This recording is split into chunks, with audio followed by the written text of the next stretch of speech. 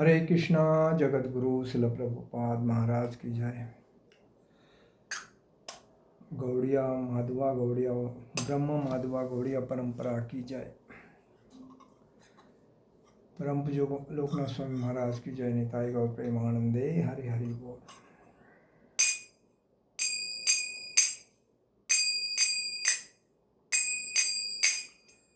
जय राधा माधव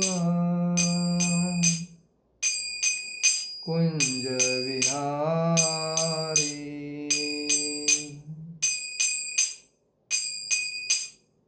जय राधा माधव कुंज विहारी,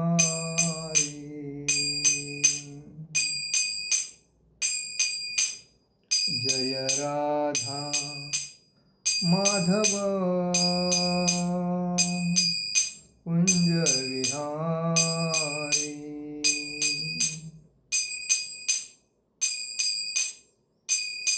गोपीजन वल्लभ गिरिवरधारी,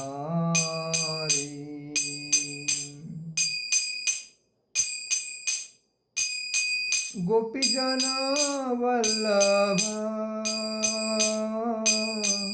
गिरिवरधारी,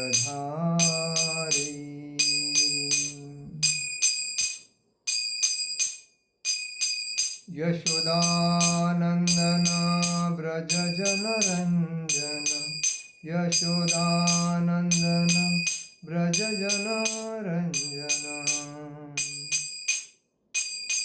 यमुना तीरावनचारि, यमुना तीरावनचारि, जय राधा माधव कुंज विहारी,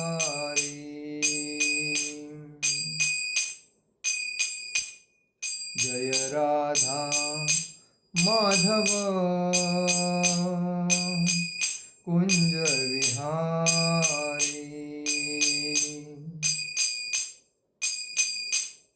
हरे कृष्णा कृष्णा कृष्णा हरे हरे, हरे राम राम राम हरे हरे, हरे कृष्णा कृष्णा कृष्णा हरे हरे, हरे राम राम राम हरे हरे, हरे कृष्णा कृष्णा कृष्णा हरे हरे, हरे राम राम राम हरे हरे, हरे कृष्णा कृष्णा कृष्णा हरे हरे, हरे राम राम राम हरे हरे, हरे Krishna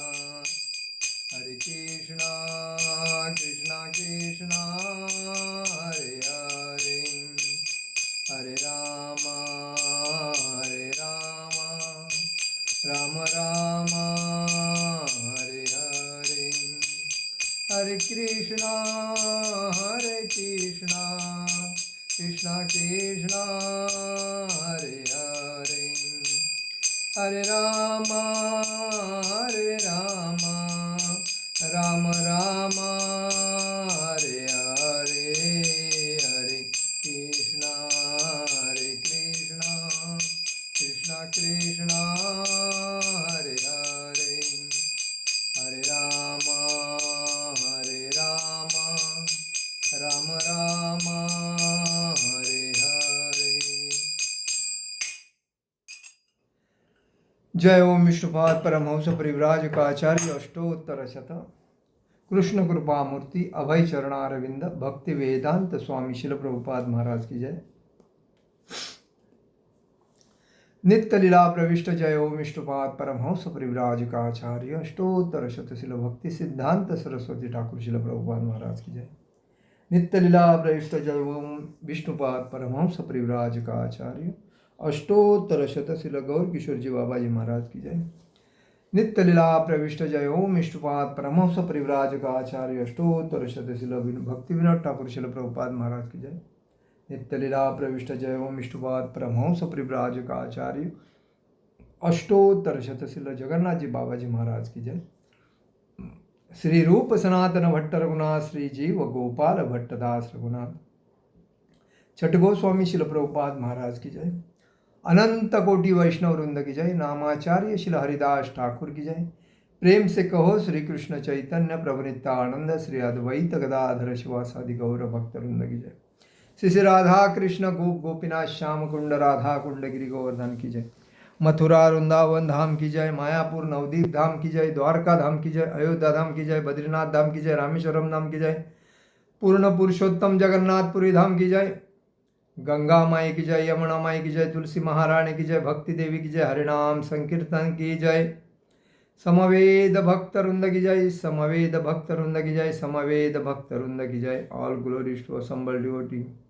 all glories to assembled devotee. All glories to assembled devotee. Shri Guru Gaurang की जय। निताय गौर प्रेमानंदे हरि हरि बोल। ओम नमो भगवते वासुदेवाय।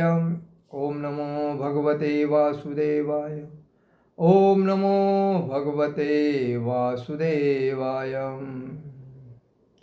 नारायणं नमस्कृतं नरो चैव नरोत्तमं देवी सरस्वती व्यासं ततो जयो उदीरये। नष्टप्रायेषु भद्रेषु नित्यं भागवत सेवया भगवती उत्तमश्लोके भक्ति भवति नैष्ठिकी। कृष्णाय वासुदेवाय देवकीनंदनाय च नंदगोपकुमाराय गोविंदाय नमो नमः। हरे कृष्णा।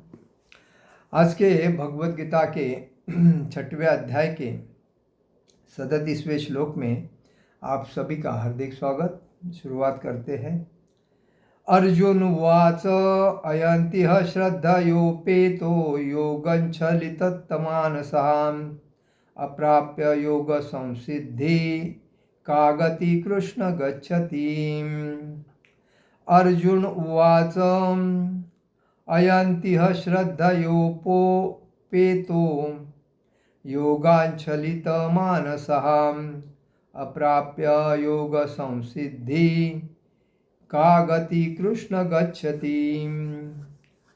अर्जुन उवाच अयन्तिह श्रद्धयोपेतो योगच्छलितमानसः अप्राप्य योग संसिद्धि कामगतिम कृष्ण गच्छति। अर्जुन उवाच मतलब अर्जुन ने कहा। अयति मतलब असफल योगी। श्रद्धया श्रद्धा से। उपेत लगा हुआ संलग्न। योगात योग से। चलित विचलित। मानस मनवाला। अप्राप्य म्हणजे प्राप्त न करके। योग संसिद्धिम म्हणजे योग की सर्वाच सिद्धि को। काम का किस गतिम म्हणजे लक्ष्य को। कृष्ण म्हणजे हे कृष्ण। गच्छति म्हणजे प्राप्त करता है। अनुवाद और तात्पर्य।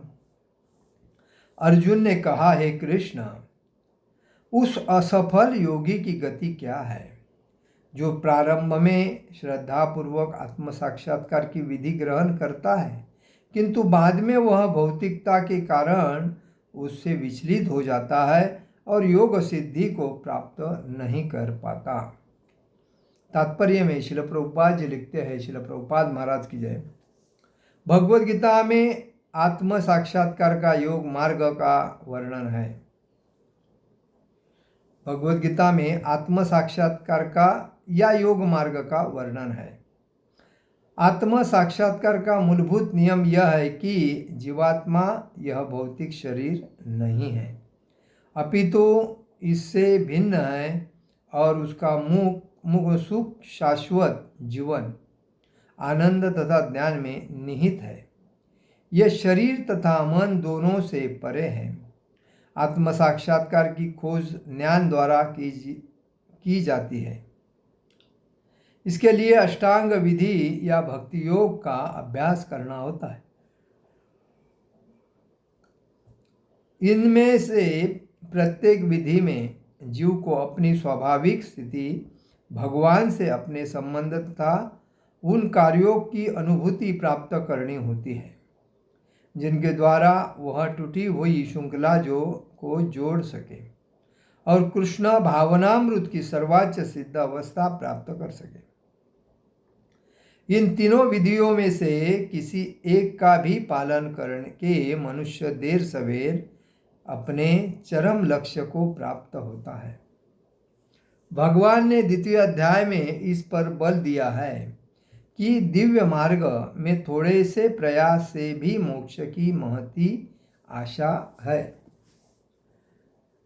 इन तीनों में से इस युग के लिए भक्ति योग विशेष रूप से उपयुक्त है, क्योंकि इस साक्षात्कार की यह श्रेष्ठतम प्रत्यक्ष विधि है।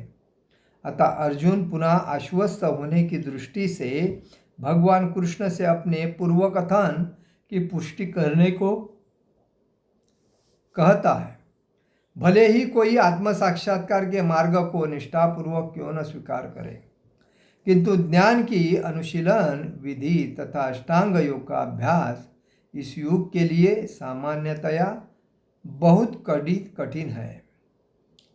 अतः निरंतर प्रयास होने पर भी मनुष्य अनेक कार्यों से असफल हो सकता है। पहला कारण तो यह हो सकता है कि मनुष्य इस विधि का पालन करने में पर्याप्त सतर्क न रह पाए। दिव्य मार्ग का अनुसरण बहुत कुछ माया के ऊपर धावा बोलना जैसा है। फलतः जब भी मनुष्य माया के पाश से छूटना चाहता है, तब वह विविध प्रलोभनों के कारण अभ्यासकर्ता को पराजित करना चाहती है। बद्ध जीव पहले से ही प्रकृति के गुणों द्वारा मोहित रहता है और दिव्य अनुशासनों का पालन करते समय भी उसके पुनः मोहित होने की संभावना बनी रहती है। यही योगाचलित मानस अर्थात दिव्य पद से विचलन कहलाता है। अर्जुन आत्म साक्षात्कार के मार्ग से विचलन के प्रभाव से संबंध में जिज्ञासा करता है। ओम अज्ञानतिमिरान्धस्य ज्ञानाञ्जनशलाकया चक्षुरुन्मीलितेन तस्मै श्रीगुरवे नमः। श्रीचैतन्यमनोभीष्टं स्थापितं येन भूतले स्वयं रूपकदा मह्यं ददाति स्वपदान्तिकं। वन्देऽहं श्रीगुरु श्रीयुतपदकमलं श्रीगुरुवैष्णवांच श्रीरूपं साग्रजातं सहगण रघुनाथामतं तं सजीवं साद्वैतं सावधूतं परिजनसहितं कृष्णचैतन्यदेवं श्री राधा कृष्ण पादान सहगण ललिता श्री विशाखान्वितांच। हे कृष्ण करुणा सिंधु दीनबंधु जगतपते गोपेश गोपिका कांत राधा कांत नमस्तुते। तप्त कांचन गौरांगी राधे वृंदावनेश्वरी विशुभानुसुते देवी प्रणमामि हरिप्रिये। वाञ्छाकल्पतरुभ्यश्च कृपा सिंधु भवत्स पतितानां पावनेभ्यो वैष्णवेभ्यो नमो नमः। नमो ब्राह्मण देवाय गो ब्राह्मणेताय जगद्धिताय कृष्णाय गोविंदाय नमो नमः। गुरुवे गौरचंद्राय राधिकाय तदालिये कृष्णाय कृष्ण भक्ताय तदभक्ताय नमो नमः। नमो विष्णुपादाय कृष्णपेष्ठाय भूतले श्रीमते भक्तिवेदांत स्वामिने ते नामिने। नमस्ते सारस्वते देवे गौरवाणी प्रचारिणे निर्विशेष शून्यवादी पाश्चात्यदेशतारिणे। जय श्री कृष्ण चैतन्य प्रभु नित्यानंद श्री अद्वैत गदाधर शिवासादि गौरभक्त। हरे कृष्ण कृष्ण कृष्ण हरे हरे हरे राम राम राम हरे हरे। हरे कृष्ण कृष्ण कृष्ण हरे हरे हरे राम राम राम हरे हरे। तो आज हम लोग चर्चा कर रहे हैं, अर्जुन पूछ रहा है भगवान से, अयतिह श्रद्धयोपेतो योगच्छलित मानसः अप्राप्य योग संसिद्धि का गति कृष्ण गच्छति। अर्जुन ने कहा, हे कृष्ण, उस असफल योगी की गति क्या है जो प्रारंभ में श्रद्धापूर्वक आत्म साक्षात्कार की विधि ग्रहण करता है किंतु बाद में भौतिकता के कारण उससे विचलित हो जाता है और योग सिद्धि को प्राप्त नहीं कर पाता। क्या है कि व्यक्ति जब एकनिष्ठता से भक्ति करता है तभी वो सोचता है मुझे भागवत धाम प्राप्त करना है, बाकी कुछ नहीं।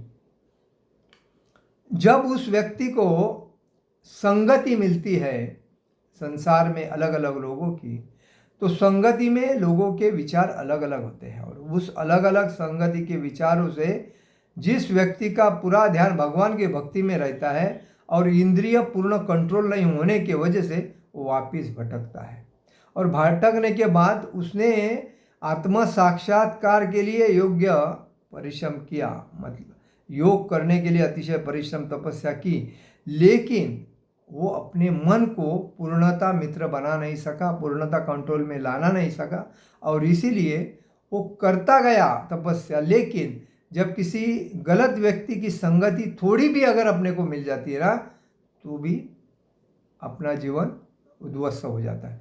इसीलिए संगति हमें हमेशा संभाल के करनी चाहिए, क्योंकि संगति से ही रंग चढ़ता है। अभी जैसा देखिए, हम बोलते हैं कि दूध है, दूध में पानी मिलाते हैं तो पानी भी दूध दिखता है, वैसा दूध में पानी में कलर अगर मिलाते हैं तो पानी भी कलर वाला होता है। तो यही बात है, इसलिए कहा गया है कि उत्साह निश्चयाधौर्या तत्तत् कर्म प्रवर्तनात् संग त्यागा तते रुत्ति षड्वी भक्ति प्रसिद्ध थी। शुद्ध भक्ति को प्रसन्न करने में 6 सिद्धांत अनुकूल होते हैं।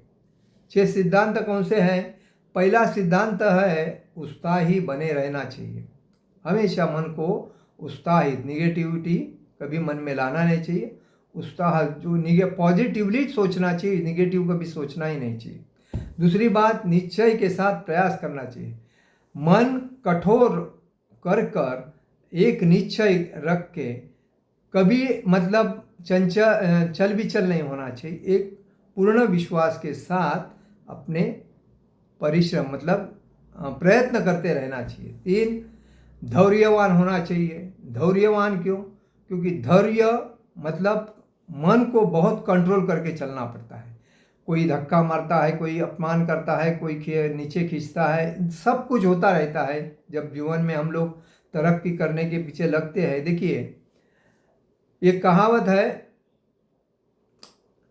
जब आदमी हमारी कुचेष्टा करता है या हमारी निंदा करता है तो कहता है निंदा करने वाला अपने आजू बाजू में होना जरूरी है, क्योंकि ऐसी कहावत है कि जिस पेड़ पे आम लगते हैं उसी पेड़ पे लोग पत्थर मारते हैं, और जिस पेड़ को कुछ पकड़ा ही नहीं है, ना आम है, ना पेरू है, ना अलग संतरा मौसम्बी है, ना एप्पल है, तो उसके ऊपर पेड़ पत्थर कौन मारेगा? मतलब जो आदमी एकनिष्ठता से मतलब प्रयत्न करके आगे जाता है, उसी आदमी की समाज में कुचेष्टा निंदा होती रहती है, क्योंकि आदमी सोचता है कि ये अलग आदमी है और अपने जैसा तो है ही नहीं, कम से कम इसको अगर हम लोग निंदा करेंगे तो अपमान होके तो पीछे तो हटे, लेकिन वो अगर मजबूत धैर्यवान रहेगा तो इधर उधर देखेगा ही नहीं, वो अपना गोल साध्य करने के लिए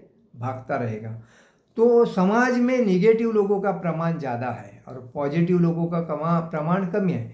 इसलिए हमें समझना चाहिए कि पॉजिटिव कौन और निगेटिव कौन, विचार अच्छे किसके हैं और बुरे किसके हैं। वैसा तो दुर्योधन को मतलब उसका मामा जो था शकुनी, उसने तो उसकी वाट पूरी लगाई। किसके? शकुन ने। वो अपने भतीजों को जो जो नहीं करना चाहिए वही बोलता था करने के लिए, और इसी वजह से उसका कॉन्फिडेंस बढ़ता गया। वो ये नहीं समझता था दुर्योधन तो मूर्ख था, वो ये नहीं समझता था मेरा मामा मेरे को कैसा सजेशन दे रहा है, सही दे रहा है गलत दे रहा है ये समझता नहीं, मामा है, माँ का भाई है, सजेशन देगा तो अच्छा ही देगा। सुनता गया सुनता गया सुनता गया, मामा के विनाश हो गया, भांजे का विनाश हो गया। कहने का मतलब है समाज में आज ये शकुनी जैसे बहुत लोग हैं, हर जगह पे मिलते हैं। ऐसा लगेगा कितना आदमी अच्छा है, लेकिन अंदर से इतना डर्टी आदमी है कि वो दिखता ही आदमी उसका पलटी देख के पलटी होना चाहिए, समझ जाना चाहिए अगर ये हमारे पास। इसलिए आदमी देख के करो दोस्ती। हम तो सीधा बोलते हैं बाबा, जब कोई शकुनी जैसा आदमी अपने सामने आता है तो सीधा हरे कृष्णा बोल के बाजू से निकल जाओ, बात ही मत करो, क्योंकि टाइम नहीं बोलो। क्योंकि ये आदमी अपना तो जीवन बर्बाद करते हैं, लेकिन अपने संगति में दूसरे का। आज राजकारण में ऐसे लोगों का तो बाढ़ आया है। देखिए अभी क्या राजकारण चल रहा है, वैसा ही मंदिरों में भी बाढ़ आया है। शकुनी बहुत मिलते हैं मंदिरों में, सोसाइटी जो बिल्डिंग की रहती है उसमें भी शकुनी मतलब ये दुर्योधन और शकुनी का ना अभी बाढ़ आया है, क्योंकि कलयुग है और कलयुग में ऐसे लोग होंगे। तो इसीलिए इसमें अर्जुन के जैसा बनना और युधिष्ठिर के जैसा बनना हमारा काम है। और इस वजह से ही भगवत गीता हमें आत्मसात करनी चाहिए, क्योंकि इस कलयुग है, इस कलयुग में ईर्ष्या करने वाले का प्रमाण अमाप है।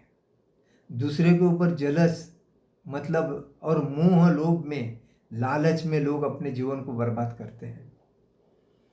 हमारा जीवन लालच के लिए नहीं है, ईर्ष्या करने के लिए नहीं है, अहंकार करने के लिए नहीं है, लोभ रखने के लिए नहीं है। हमारा जीवन भगवान की भक्ति के लिए। लेकिन लोग समझते नहीं। लोगों को अगर कुछ नहीं मिलता है ना तो नाराज हो जाते हैं, और नाराज होने के बाद में चालू करते हैं, देख उसने मेरे को ऐसा नहीं। अरे मान सम्मान की क्यों अपेक्षा करते हो? जिधर मान सम्मान आया तुम्हारा वैल्यू फिनिश। कोई मान देवे या नहीं देवे, अपना कर्तव्य करके निकल जाना चाहिए, अपेक्षा नहीं रखना। इसीलिए वैष्णव बोलते हैं तृणादपि सुनीचे न तरोरपि सहिष्णा, अमानिन मान देन कीर्तनीय सदा है। हमें मान देना है, लेना नहीं है। सदा कीर्तन में दंग रहना है, नम्रता से दूसरे को मान सम्मान दो और निकल जाओ। तो ये जीवन इस कलयुग में श्रेष्ठ है, क्योंकि कली इनके नाद में आएगा नहीं। कली किसके नाद में जाता है? जिसको लोभ है, जिसको मोह है, जिसमें ईर्ष्या करने की भावना है, जिसमें अहंकार है, जिसमें संशयास्पद वृत्ति रहती है। ये जो राक्षस जिसमें भरे है उसके ही पीछे कली लगता है। कली तो सीधा बोलता है मैं किसी को कुछ नहीं करता हूं। अगर कलयुग में देखा जाए तो कली कुछ नहीं कर रहा है। कौन कौन क्या कर रहा है? तो हर व्यक्ति अपने अहंकार से, अपने ईर्ष्या क्रोध संशय मोह इस राक्षसी वृत्ति से दूसरे के ऊपर अटैक करते करते अपने जीवन को बर्बाद कर रहा है। यही सत्य है। कलयुग को कंट्रोल करना कोई बड़ी बात नहीं है। कली भक्तों के नाद में क्यों नहीं लगता है? संसारिक इंद्रिय तृप्ति वालों के ही नाद में क्यों लगता है? सिंपल सी बात है, कलयुग के जैसा युग नहीं है। कलयुग में हर व्यक्ति सुखी हो सकता है जो हरिनाम संकीर्तन अपने घर में करेगा, अपने परिवार को बिठाएगा। और चलो शुरुआत करो, हरे कृष्ण कृष्ण कृष्ण हरे हरे, हरे राम राम राम हरे हरे। पूरा घर में संकीर्तन करो, देखिए आपका घर कैसा सुख शांति ऐश्वर्य से नांदेगा। लेकिन करने के लिए कौन राजी नहीं, बोलता है टाइम नहीं, लेट आ रहा हूँ, काम में बिजी हूँ, ओवर टाइम करना पड़ रहा है, बाल बच्चे के पेट का सवाल है। इनके बाल बच्चे का पेट एकदम बड़ा है, बाकी सबके बाल बच्चे का पेट इधर है। मतलब कितने मूर्खता है लोगों में। कहने का मतलब है कि हम अपने पैरों पे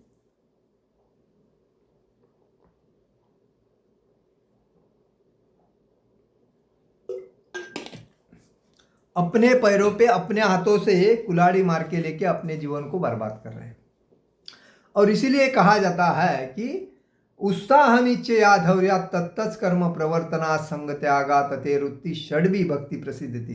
तो भक्ति को उच्च स्थान में लेके जाने के लिए हमें उत्साह निश्चय और धैर्य अपने अंदर में रखना जरूरी है, तभी हम भक्ति में सक्सेस हो जाएंगे।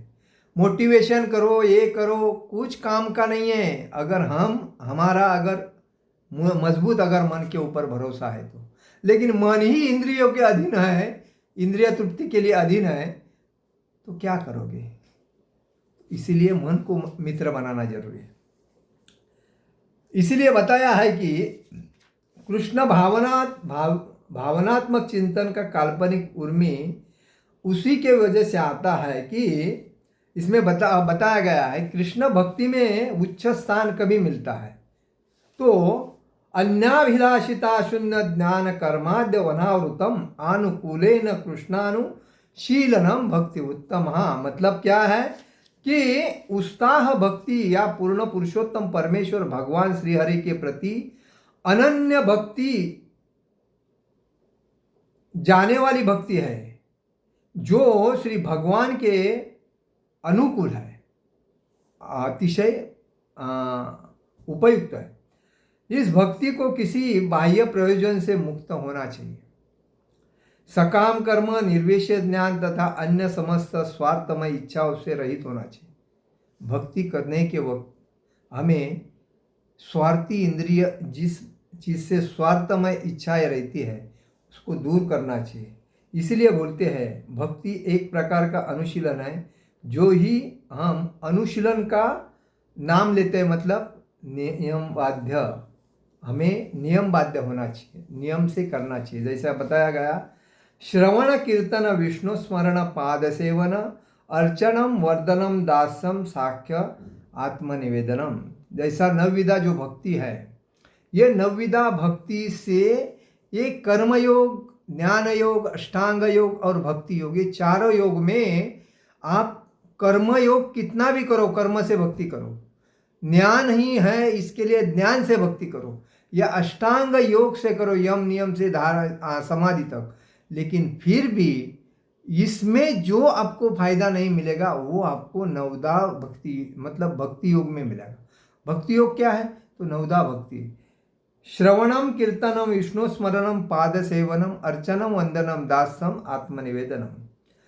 तो परमेश्वर के नाम तथा उनकी महिमा को सुनना चाहिए, उनकी महिमाओं का कीर्तन करना चाहिए, भगवान का हमेशा स्मरण करना चाहिए, भगवान के चरणों की सेवा करनी चाहिए, अर्चा विग्रह की पूजा करनी चाहिए, घर में विग्रह लाकर उनकी हमेशा पूजा करनी चाहिए। घर में पूरे घर को भगवान की जो आरती है घर को दिखाना चाहिए, जो घंटा है जोर से बजाना चाहिए, शाम के टाइम पे करताल से आरती करनी चाहिए, भगवान को नमस्कार करना चाहिए, भगवान के दास रूप के कार्य करना चाहिए, भगवान का दास बनकर कार्य करना चाहिए, भगवान के साथ मित्रता का, सखा का भाव रखना चाहिए, भगवान के प्रति पूर्णतया आत्मसमर्पण करना चाहिए, भगवान को पूर्ण आत्मसमर्पण करना चाहिए। यही दिव्य ज्ञान प्राप्त करने की दिशा में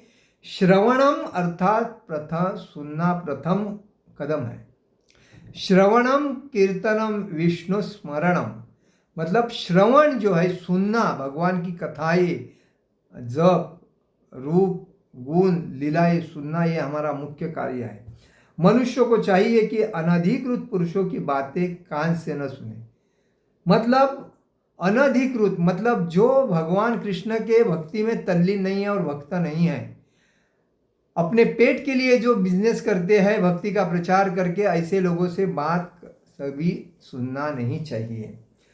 योग्य व्यक्ति के पास जाए और जैसा कि कृष्ण भक्ति में जो तल्लीम है उसी के बाद जाके अपने शिक्षा गुरु या दीक्षा गुरु से ही सुनना चाहिए, या अतिशय शुद्ध भक्त है उससे सुनना चाहिए। जैसा तद्विद्धि प्रणिपातेन परिप्रश्नेन सेवया उपदेक्षन्ति ते ज्ञानम ज्ञानी नस्तद्विदर्शिणः। गुरु के पास जाकर सत्य को सीखने का प्रयत्न करना चाहिए, उनसे विनीत भाव से, मतलब अतिशय नम्र भाव से जिज्ञासा करो और उनकी सेवा करो। मतलब इच्छा रखो और उनकी सेवा करो। स्वरूप सिद्ध व्यक्ति तुम्हें ज्ञान प्रदान करता है, और क्योंकि उसने सत्य का दर्शन किया। मतलब जो ऐसे जो भक्त है, जो भक्ति में तल्लीन है, हमेशा भगवान के भक्ति का प्रचार में दंग रहते, ऐसे लोगों से हमें भक्ति के बारे में सुनना चाहिए। और इसीलिए बताया गया है कि ब्रह्मांडे भ्रमिते को न भाग्यवान जीव, गुरु कृष्ण प्रसादे पाय भक्ति लता बीज। ब्रह्मांडे म्हणजे ब्रह्मा की सृष्टि का विचरण करते समय कोई भाग्यशाली जीव भक्ति लता का बीज प्राप्त कर सकता है।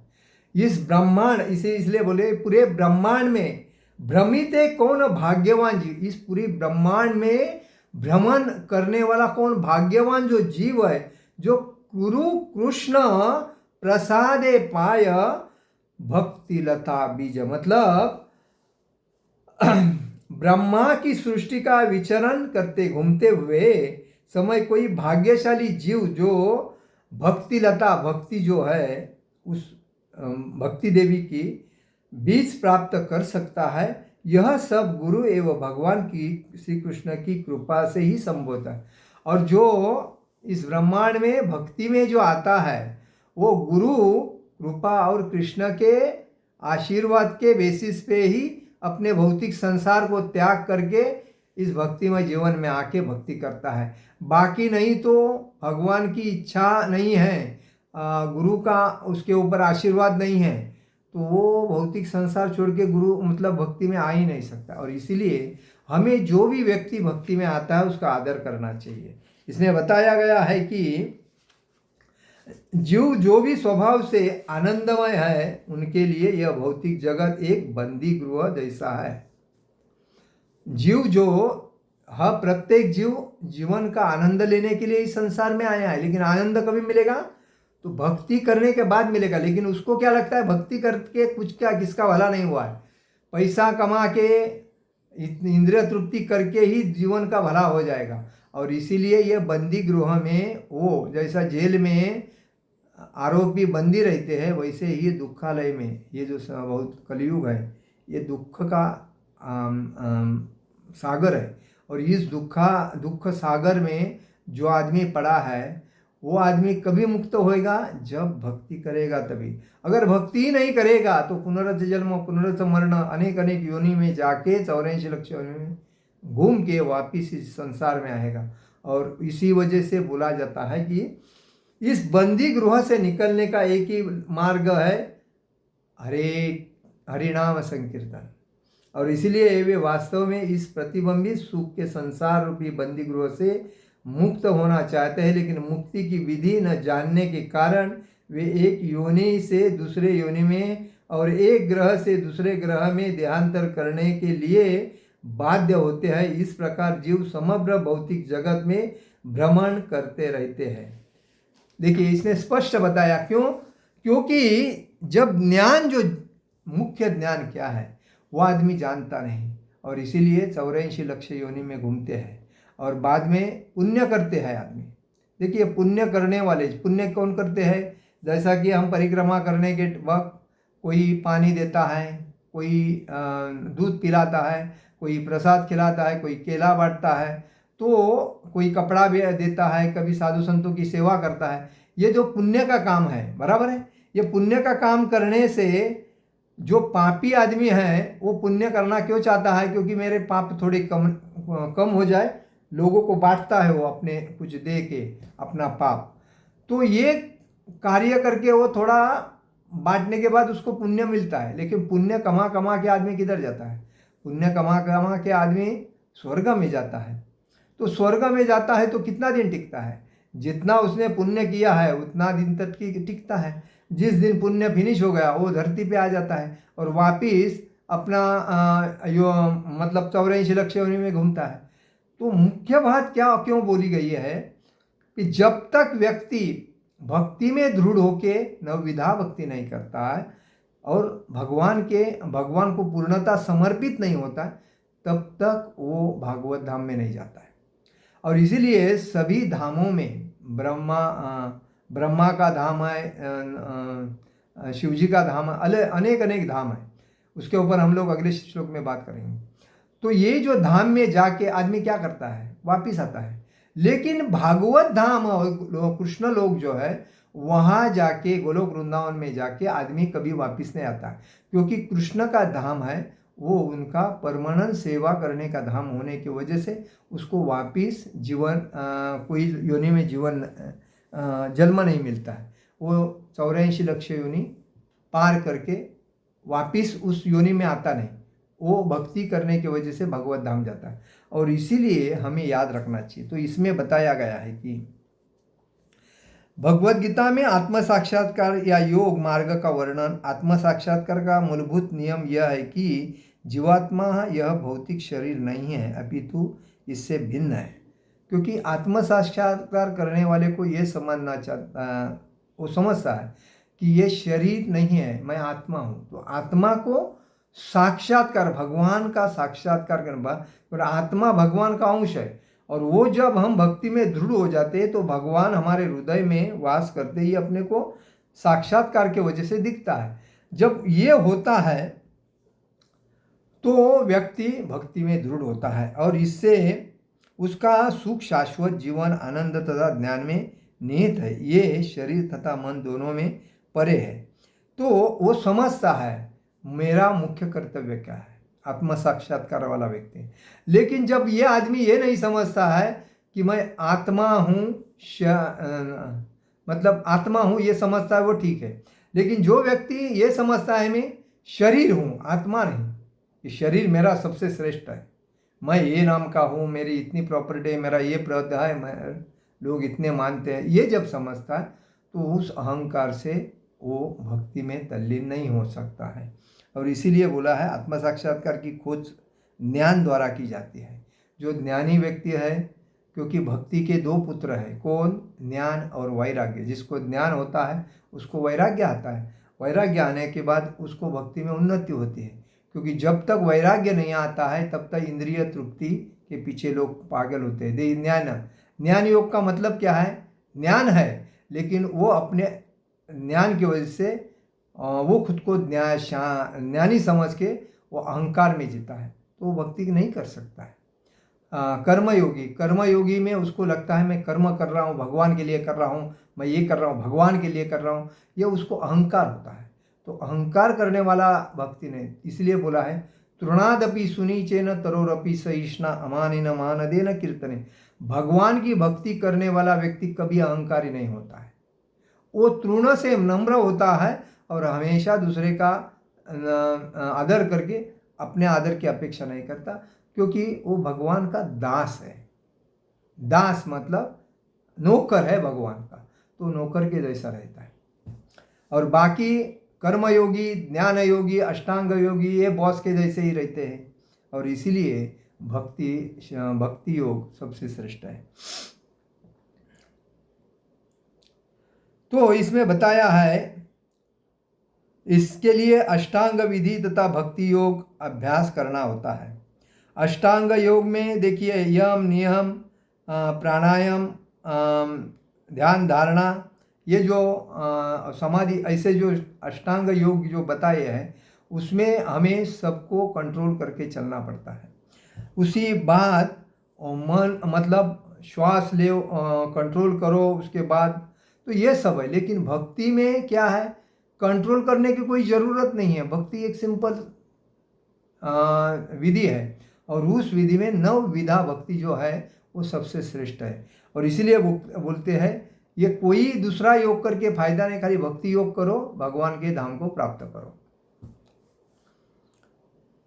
भगवान से अपने संबंध तथा उन कार्यों की अनुभूति प्राप्त करनी होती है जिनके द्वारा वह टूटी हुई श्रृंखला को जोड़ सके और कृष्ण भावनामृत की सर्वोच्च सिद्ध अवस्था प्राप्त कर सके। भक्ति, नवविधा भक्ति से ही भक्त भगवान के धाम को प्राप्त कर सकता है। आज देखिए सिद्धियाँ बहुत है, 8 प्रकार की सिद्धियाँ है, लेकिन वो सिद्धि कहाँ तक जाती है, ब्रह्मलोक तक जाती है। ब्रह्मलोक और भी लोग हैं उसमें जाती है, लेकिन जो भक्ति है वो भक्ति जो भगवान के धाम में ही जाती है। इसीलिए कहा जाता है कि हमें हमेशा भक्ति के ऊपर ध्यान करना चाहिए, बाकी किसमें ध्यान नहीं करना चाहिए।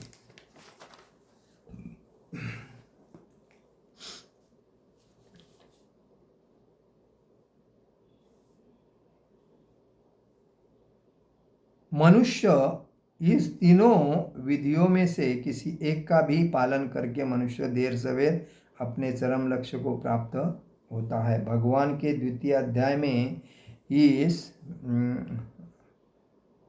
इस पर बल दिया गया है कि दिव्य मार्ग में थोड़े से प्रयास से भी मोक्ष की महती आशा है।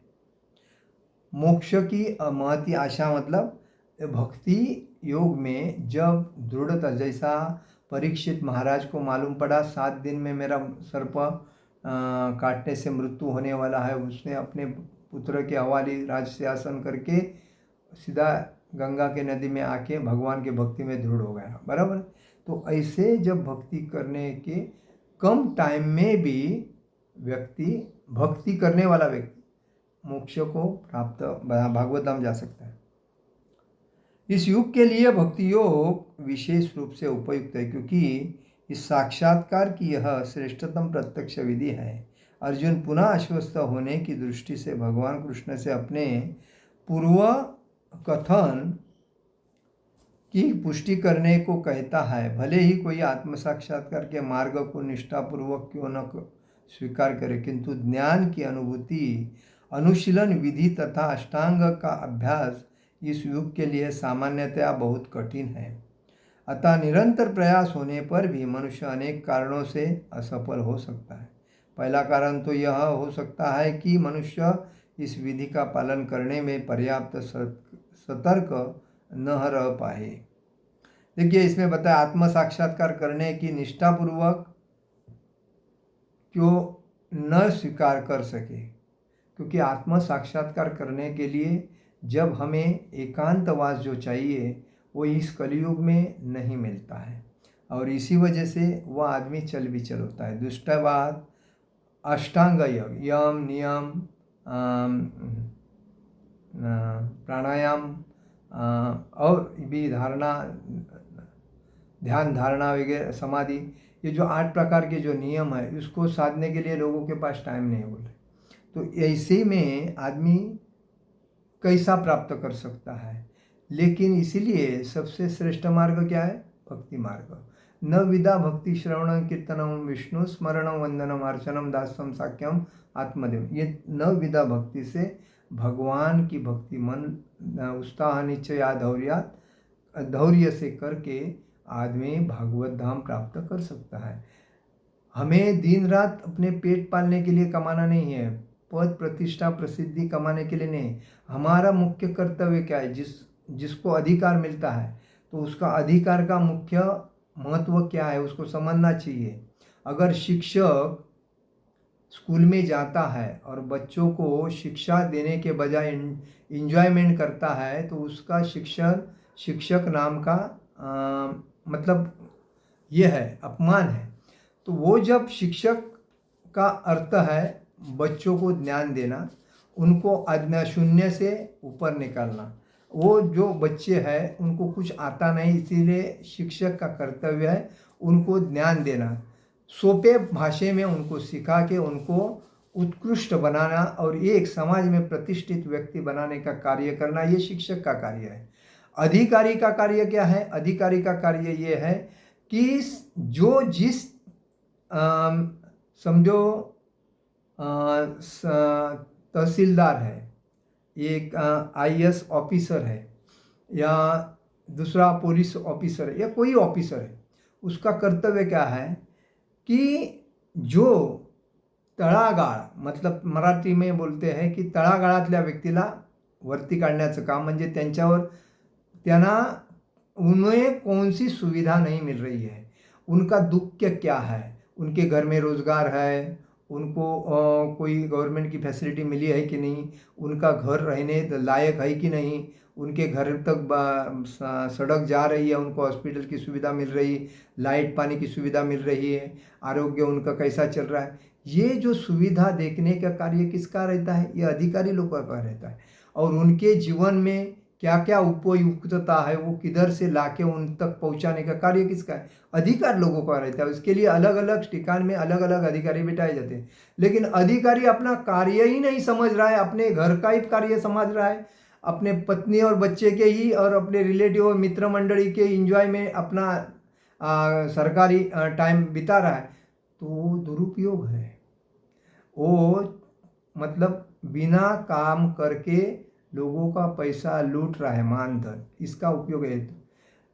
जो अधिकारी जिस एरिया का रहता है उस एरिया में कोई गरीब नहीं रहना चाहिए, कोई बेरोजगार नहीं होना चाहिए, कोई सड़क बेकार नहीं होनी चाहिए, कोई हॉस्पिटल, कोई लाइट की सुविधा, पानी की सुविधा, ये जीवनावश्यक वस्तु बनाने का कार्य उस अधिकारी का, इसीलिए उस अधिकारों को इतना मानधन देके उस पोस्ट पे बिठाया जाता है। लेकिन आजकल के अधिकारी यहाँ देखते हैं, वो खाली अपना, उनको सब फैसिलिटी मिलती है क्योंकि वो समाज की सेवा करेगा, इसके लिए उनको फैसिलिटी देते हैं। बट 2-2 लाख, 1-1 लाख, 3-3 लाख का पैकेज देते हैं, 5-5 लाख का पैकेज देते हैं। क्यों देते हैं? क्योंकि ये आदमी अपने घर का ख्याल नहीं रखेगा, क्योंकि वो अपना मानधन घर में देगा, लेकिन वो किसकी सेवा करेगा? समाज की सेवा करेगा। आज उल्टा हुआ है, समाज बेकार हो रहा है, अधिकारी अमीर होते जा रहे हैं, तो ये काम है। तो अधिकारी अपने कार्य मतलब अधिकार का योग्य उपयोग नहीं करने से प्रॉब्लम है। वैसा मंदिर में भी, मंदिर में जो भक्त आते हैं वो उनको कुछ प्रॉब्लम है, उसका सॉल्यूशन निकालना, उनकी सुख सुविधा कैसी योग्य बना सोईस्कर होगी, उनको प्रसाद अच्छा क्वालिटी का मिल रहा है, उनका धन दे रहे वो अच्छी तरह यूजलेस हो रहा है, यूजिंग हो रहा है, ये सब बारकाई देखना उस अधिकारी का काम है। नहीं तो फिर अधिकारी बन के फायदा क्या है? ये बात है। तो हर एक व्यक्ति को अधिकार दिया, इसका मतलब उसको उसका महत्व समझना चाहिए, मेरा कर्तव्य क्या है। जब हर अधिकारी को उसका कर्तव्य का महत्व नहीं, आमदार को महत्व नहीं अपने कर्तव्य का, खासदार को नहीं अपने मतलब का, बड़ी बड़ी अमाउंट मिल रहा है, इधर से उधर उड़ी मार रहे हैं बंदर के जैसा, और अपनी जीवन की एंजॉय कर रहे हैं। जनता गई खड्डे में, चलेगा, अगले इलेक्शन में देख लेंगे, लेकिन अभी तो इतने खोखे मिल रहे हैं तो उसमें मजा मार रहे हैं। तो ये सब गलत कार्य है, ये सब पाप का धन कमा रहे हैं। पाप मतलब आप नरक में जाने में माहिर है, 1 नंबर के नरक, जो अतिशय तुच्छ नरक है, उसमें जाने का कार्य कर रहे हैं। तो ये बेकार है, ऐसा नहीं करना चाहिए। तो इसीलिए बोलते हैं कि अगर आदमी ये भी कर सकता है तो, लेकिन जब इंद्रिय भोग की अपेक्षा ज़्यादा मन में रहेगी तो आदमी ऐसा ही भ्रमिष्ट होता है, और इसीलिए मनुष्य अनेक कारणों से असफल हो सकता है। अभी मैंने जितने कारण बताए, इसी के वजह से आदमी भक्ति में असफल हो सकता है। पहला कारण तो यह हो सकता है कि मनुष्य इसी विधि का पालन करने में पर्याप्त सतर्क न रह जाए। दिव्य मार्ग का अनुसरण बहुत कुछ माया के ऊपर धावा बोलना जैसा है। फलतः जब भी मनुष्य माया के पास से छूटना चाहता है तब वह विविध प्रलोभनों के द्वारा अभ्यासकर्ता को पराजित करना चाहते हैं। देखिए, हर व्यक्ति माया से मुक्त होना चाहता है, लेकिन उसकी इंद्रिया जो उसकी प्रबल होने की वजह से माया उनको छोड़ती नहीं, माया उनको पकड़ती है। इंद्रिय इच्छा है उसके सामने आ जाती है ना, अरे वो कितनी सुंदर स्त्री है, देखो यार, इसके जैसे मैंने तो देखी नहीं, आ गया।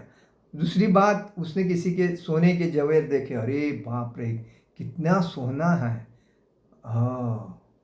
उसके बाद उसने किसी की प्रॉपर्टी देखी, अरे क्या प्रॉपर्टी है यार, ऐसी प्रॉपर्टी अगर मैं, किसी की कार देखी, तो उसके बाद तो इंद्रियां उसकी अतृप्त होने की वजह से माया उसको छोड़ती नहीं। और बोलते भक्ति में जाके किसका भला हुआ है? तो ये भक्ति ही जीवन को सार्थक करती है और भगवत धाम लेके जाती है। बाकी माया तो भगवान का बाह्य रूप है। तो इसीलिए बोला जाता है भगवान के धाम में जाना है तो माया को छोड़ो, बहिरंगा शक्ति को तोड़ दो, छोड़ दो, और अंतरंगा शक्ति में आने का प्रयास करो। अंतरंगा शक्ति में आकर तटस्थ शक्ति में जाओ। अंतरंगा शक्ति, तटस्थ शक्ति और बहिरंगा शक्ति, तो ये बात है। तो इसीलिए माया जो है वो सबको जकड़ के रखी है। और ये माया के उदाहरण हम लोग देख रहे हैं संसार में। हर व्यक्ति जो इंद्रिय तृप्ति के पीछे पड़ा है, इंजॉय, पद, प्रतिष्ठा, प्रसिद्धि, ये जो इंजॉयमेंट कर रहा है, तो ये माया है। और बाल बच्चे का नाम लेके अपना कमा रहा है। आदमी ने ज़्यादा करके 5 साल में कमाना चाहिए। ओनली जीवन में भगवान ने हमारे लिए सब कुछ दिया है। 5 साल में जितना कमाना है उतना कमाने का, उसके बाद उसको वाइंड अप करने का और भक्ति में आके जीवन को समर्पित करने का भगवान के चरण में। बाल बच्चे, पत्नी, ये सब माया है। ये आपके साथ तो जाने वाली है ही नहीं। खाली वो जब तक आपके साथ है, आपके सर पे बैठ के नाचने वाली है। तो उससे बेटर उनको छोड़ो और इसीलिए बोलते हैं 50 साल के बाद गृहस्थ व्यक्ति ने घर द्वार छोड़ के भक्ति में लगना चाहिए। भले घर में भक्ति करो, लेकिन कोई माया का जाल में मत फंसो। पत्नी है, बच्चे है, ठीक है, उनको अपना कर्तव्य करने दो, लेकिन आपको क्या करना है? आपको भक्ति के सिवा दूसरा करना नहीं। श्रवण कीर्तन विष्णु स्मरण, श्रवण करना है, कीर्तन करना है, जप करना है, भगवान का स्मरण करना है, बाकी कुछ नहीं करना है। तो ये बात होनी चाहिए गृहस्थ को। नहीं तो वानप्रस्थ में घर छोड़ के अपने घर वालों से दूर जाना है और भक्ति करना है, जैसा वानप्रस्थ बोलते हैं। वानप्रस्थ में जाता है आदमी, कोई मंदिर पे पकड़ता है, कोई अपने महाराज से दीक्षा वगैरह ग्रहण करता है और भक्ति में आनंद से जीवन जीता है। क्या उसको चाहिए? अन्न वस्त्र निवारा। मंदिर में सब मिलता है, अन्न प्रसाद मिलता है, अन्न मिलता है, वस्त्र, वो मंदिर वाले वस्त्र भी देते हैं, और क्या देते हैं? निवारा, मतलब रहने के लिए रूम भी देते हैं। हाँ, हमें माता जी लोगों से ऐसे मतलब शकुनी मामा के जैसे जो लोग रहते हैं उनसे दूर रहना चाहिए। किसी के साथ ज़्यादा मिक्सिंग नहीं होना चाहिए। एकनिष्ठता से भक्ति करके अपने जीवन को सार्थक करेंगे तो कहाँ भी रह सके भक्ति कर सकते हैं। तो ऐसा मतलब कंट्रोल करके चलेगा तभी। तो अपने घर से जितना, इसीलिए मराठी में कहावत है, दुरून डोंगर साजरे, मतलब जो लंबा रहता है उसके बारे में अपने मन में बहुत प्रसन्नता, प्रेम तैयार हो जाता है। लेकिन वही आदमी जब अपने नज़दीक आ जाता है और रहने को चालू कर देता है तो बाद में उसका गुस्सा आना चालू हो जाता है। इसीलिए अपने लोगों से जितना तुम दूर रहोगे ना, उतनी भावना, प्रेम और माया अच्छी बढ़ती है। लेकिन जो व्यक्ति उसके नज़दीक आने रहे और रहने लग गया और उससे बात करने लगा तो उसको तकलीफ होना शुरू हुआ। इसलिए अपने लोगों से हमेशा वानप्रस्थ होना जरूरी है। जितना वानप्रस्थ लोग जितने हो गए हैं ना, वो इतने सुखी है, उसने आनंदी है, उनको कोई माया टच नहीं करता, उनको पैसे का प्रश्न ही नहीं आता है, क्योंकि भगवान उनका प्रश्न पैसे का सवाल कर देते। कोई भी व्यक्ति उस व्यक्ति को मदद करता है, क्योंकि उसको लगता है ना ये कितना सेवा अच्छा करता है, ये भक्त कितना भक्ति अच्छा करता है, तो उनके ऑटोमेटिक अंदर से भगवान उसको बुद्धि देते हैं, अरे उसको जो कुछ चाहिए वो दे दो, चलो। तो वो देता है, बोलता है अरे कमाल है, तो ये प्रसन्न होता है, वो आशीर्वाद देता है ना उसको। आदमी इस कलयुग में भक्त से आशीर्वाद देने के लिए तैयार होना चाहिए। भक्त का मुझे आशीर्वाद मिलना चाहिए, भक्त से मुझे आशीर्वाद मिलना, मतलब हमें ये माया नहीं कमाना है, हमें पुण्य कमाना है। हमें पुण्य कमा के क्या, कौन सा पुण्य करना? भक्तिमय, भक्तों के, वैष्णव का आशीर्वाद ग्रहण करना चाहिए। वैष्णव का आशीर्वाद ग्रहण करने से भगवान प्रसन्न हो जाते हैं। भगवान बोलते हैं मेरे भक्त को तूने मदद किया तो तेरा मन की इच्छा मैं तृप्त करूँगा। और भगवान क्या बोलते हैं? मेरे भक्त के जो भक्त है वो मेरे भक्त है। मेरा तो भक्त है ही है ये, लेकिन उसके जो भक्त उसको प्रसन्न करते हैं ना, वो मेरे भक्त हैं। तो वो लोगों ने जब इसको मदद करते हैं तो भगवान उसके ऊपर ध्यान देते हैं। जैसा एक बल्ब लगता है, उस बल्ब की वजह से पूरा घर प्रकाशित होता है, वैसा ही एक भक्त जिस घर में तैयार होता है, उसके घर के सभी व्यक्ति उस भक्त के भक्ति से भगवान के संरक्षण में आ जाते हैं। यह हमें समझना चाहिए। और इसीलिए बोला जाता है कि माया के जाल से आदमी जल्दी नहीं छूटता है। तो जब भी मनुष्य माया के पास से छूटना चाहता है तब वह विविध प्रलोभन उसके द्वारा अभ्यासकर्ता को पराजित करना चाहती है। माया हमेशा पराजित करना चाहती है। बद्ध जीव पहले से प्रकृति के गुणों द्वारा मोहित रहता है और दिव्य अनुशासनों का पालन करते समय भी उसके पुनः मोहित होने की संभावना बनी रहती है। योगाचलित मानस अर्थात दिव्य पथ से विचलन कहलाता है। अर्जुन आत्म साक्षात्कार के मार्ग से विचलन के प्रभाव के संबंध में जिज्ञासा करता है। तो इसलिए अर्जुन को यह मन में आता है कि लोग माया के जाल से छूटते नहीं हैं, और ये उसके मन में प्रश्न आता है। क्यों प्रश्न आता है? क्योंकि माया हर व्यक्ति को अपने जखेड़ में रखती है, छोड़ती नहीं है, और उसी को छोड़ती है जो इंद्रिय तृप्ति से मुक्त है और माया का कभी वो ख्याल ही नहीं करता है। तभी वो भक्ति में दृढ़ होकर अपने जीवन को सार्थक करता है। हरे कृष्णा कृष्ण कृष्ण हरे हरे, हरे राम राम राम हरे हरे। जगत गुरु श्रील प्रभुपाद महाराज की जय। परम पूज्य लोकनाथ स्वामी महाराज की जय। निताई गौर प्रेमानंदे हरि हरि बोल।